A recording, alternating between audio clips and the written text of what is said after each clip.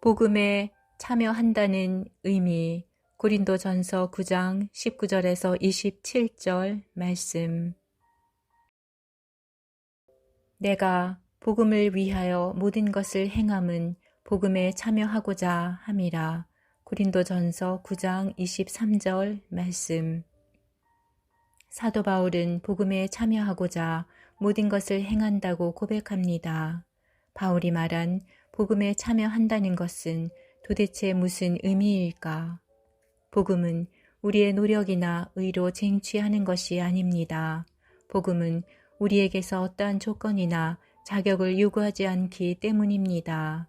오히려 복음은 위로부터 값없이 주어지는 것이며 그리스도 안에 있는 모든 신령한 축복들을 조건 없이 다 받아 누리도록 우리를 초대하고 있습니다.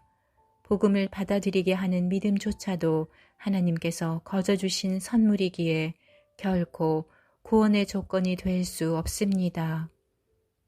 구원으로의 초대에 기꺼이 응하여 하나님 베푸시는 호의를 거절치 않고 염치 없이 얼굴에 철판 깔고 나아가 죄인된 우리에게 쏟으시는 모든 은혜를 뻔뻔하게 다 받아 누리는 것, 이것이 바로 성경이 말하는 복음에 참여한다는 의미입니다.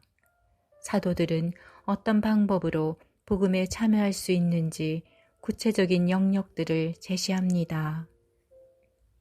1. 고난에 참여함.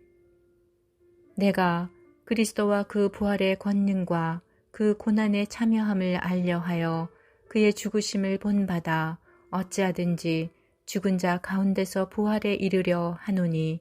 빌립보서 3장 10절에서 11절 말씀. 복음에 참여할 때 반드시 피할 수 없는 영광은 고난에 참여하는 것입니다.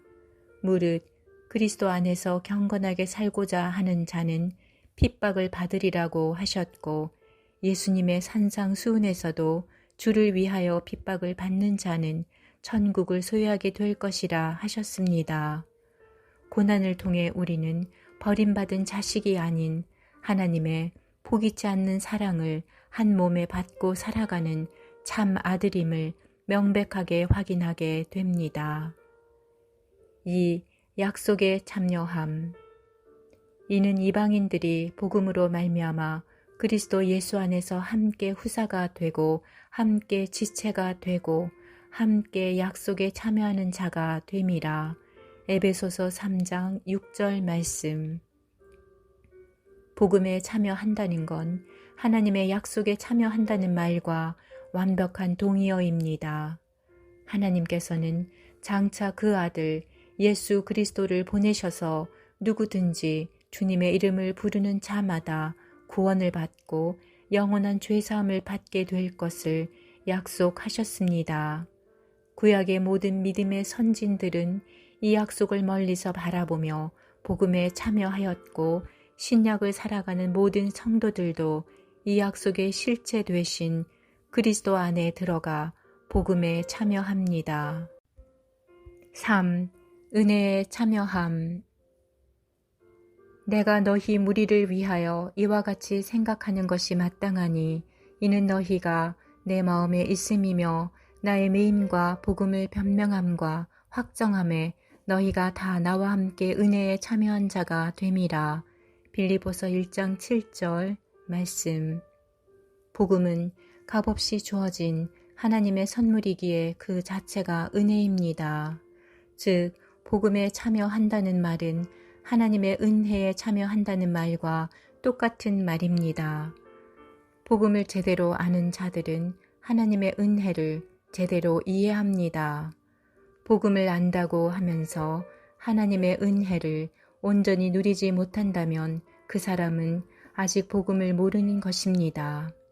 아직도 여전히 인과응보의 세상 가치관을 따라 우리 자신에게서 구원의 조건을 찾고 있다면 그 사람은 정말 복음과 은혜에 한 발자국도 들여놓지 못한 사람일 확률이 아주 많습니다.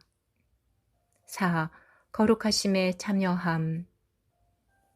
저희는 잠시 자기의 뜻대로 우리를 징계하였거니와 오직 하나님은 우리의 유익을 위하여 그의 거룩하심에 참여케 하시느니라. 히브리서 12장 10절 말씀. 복음에 참여한 사람은 하나님의 거룩하심에 참여한 사람입니다. 하나님의 거룩하심에 참여한다는 말은 죄를 하나도 안 짓는다는 뜻이 아니라 하나님의 것으로 구별되었음을 확실히 믿는다는 것을 뜻합니다.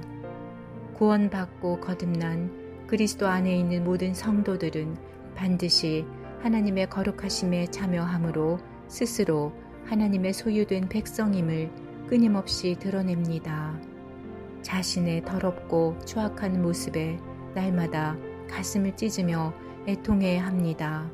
자신의 어쩔 수 없는 한계 앞에서 날마다 몸부림치고 비명을 지릅니다. 이것이 바로 하나님의 거룩하심에 참여하고 있다는 명백한 증거입니다. 5. 신의 성품에 참여함. 이로써 그 보배롭고 지극히 큰 약속을 우리에게 주사 이 약속으로 말미암아 너희로 정욕을 인하여 세상에서 썩어질 것을 피하여 신의 성품에 참여하는 자가 되게 하려 하셨으니 베드로후서 1장 4절 말씀. 복음에 참여하는 성도들은 이미 믿는 자 안에 완벽하게 주어진 신의 성품에 참여합니다. 그리스도인의 인격은 세상 사람들이 추구하는 인성개발 따위가 아닙니다. 우리의 허접한 기질과 성격을 다듬어서 도덕적으로 좀 더 나아지게 만드는 헛된 삽질도 아닙니다. 믿는 자 안에 내주하시는 성령 하나님의 흠없는 성품이 우리의 입술과 생각과 행실을 통해 자연스럽게 흘러나오도록 믿음의 버튼을 누르는 것입니다. 세상이 감당치 못할 하나님의 여러 가지 성품들이 우리 삶을 통해 세상으로 흘러가는 삶을 체험하도록 이끄시는 하나님의 무시무시한 계획에 참여하는 것이 바로 신의 성품에 참여한다는 의미입니다. 6. 부활에 참여함. 이 첫째 부활에 참여하는 자들은 복이 있고 거룩하도다. 둘째 사망이 그들을 다스리는 권세가 없고 도리어 그들이 하나님과 그리스도의 제사장이 되어 1000년 동안 그리스도로 더불어 왕노릇하리라. 요한계시록 20장 6절 말씀. 복음에 참여하는 최종적인 단계는 몸의 부활에 참여하는 것입니다. 예수 그리스도께서 공중 강림하시는 그날에 우리 몸이 호련히 변화되어 부활의 몸을 입고 공중으로 날아올라 예수님과 얼굴을 대면하여 보게 되는 것. 이 말할 수 없는 부활의 영광에 참여하는 것이야말로 모든 믿는 성도들이 바라보아야 할 가장 복스러운 소망이며 복음의 완성입니다.